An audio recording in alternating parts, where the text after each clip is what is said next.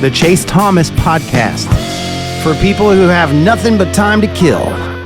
Easily, but if it's not, I think it's gonna be someone from the transfer portal, and that's where my money would be right now. Interesting. Final thing on the 25 class, and we'll hit on some 26 stuff here. I mean, do you think Travis Smith Jr. has a better chance of having a higher freshman impact than Mike Matthews or Brandon Staley last year? It's a good question.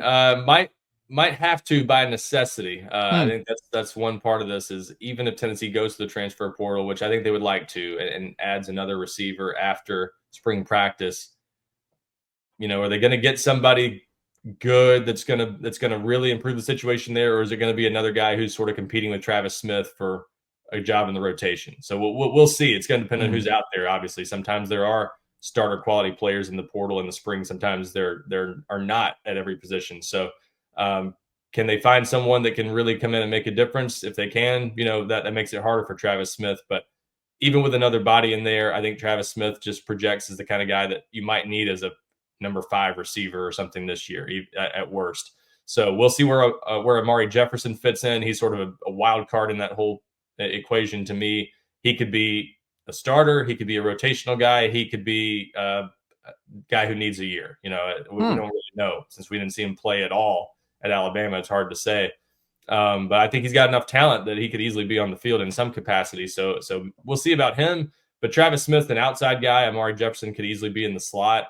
So they may not necessarily impact one another. And, you've got Chris Brazzell, too, who's a bit of a wild card. He's got to show he can do it at a higher level than he did this past season, frankly.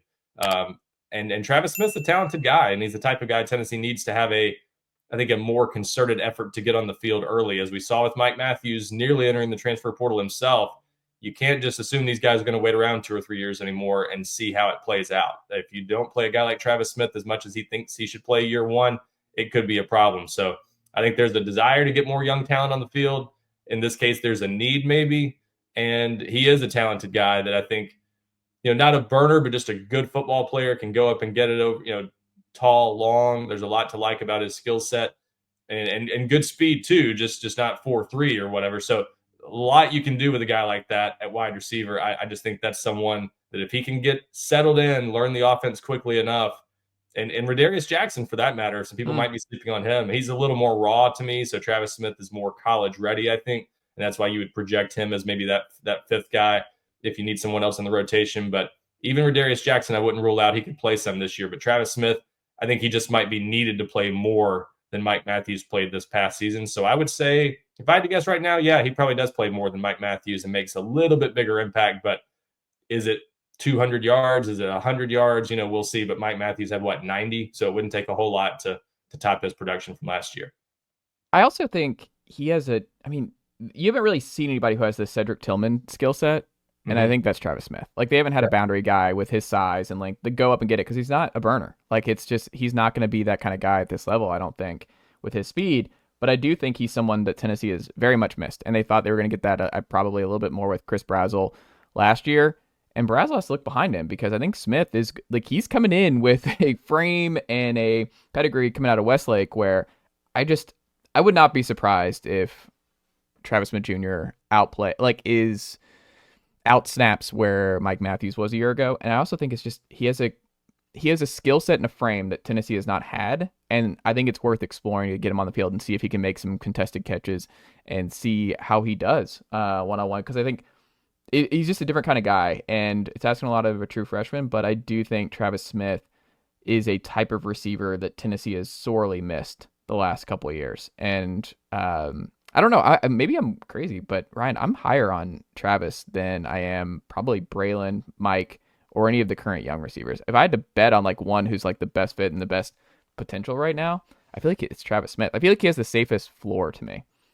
That safest floor, I would probably agree with that. It's hard for me not to see Travis Smith being at least a pretty productive college player. Yeah. I think he's a safe bet to be something pretty useful over the next few years. Mike Matthews, to me, still might have a little bit higher ceiling just because he's got sort of that freak athleticism that's hard to find. And man, there's still some people out there that wonder, man, if you put that guy at safety, he could be an all-pro talent, in some people's eyes. I think that's still an enticing possibility, but I think he's got the athleticism at receiver too to be really good. So I think that was the frustration for a guy like him this past season, is he thought he was, and it's hard to fault him. A lot of players I think feel this way. It's like, I'm better than these guys that are out there playing, and that's most of these players feel that way. I don't think it's an out of control ego thing. They look out there at what's going on. Receivers are underperforming. I'm sitting here on the sideline. Why am I not playing?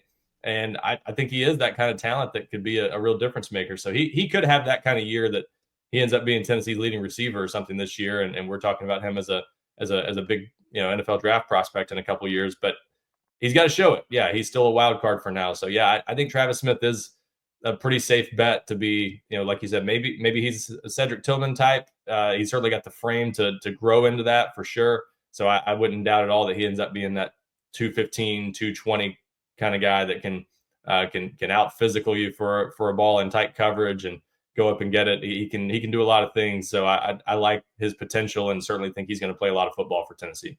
And a potential big red zone guy. Tennessee needs those kind of red zone guys that they've just not had in the last couple of years either. 26 class. We talked about him a little bit here with Brandon Anderson. Nicely done, nephew. The Chase Thomas podcast. Hell yeah.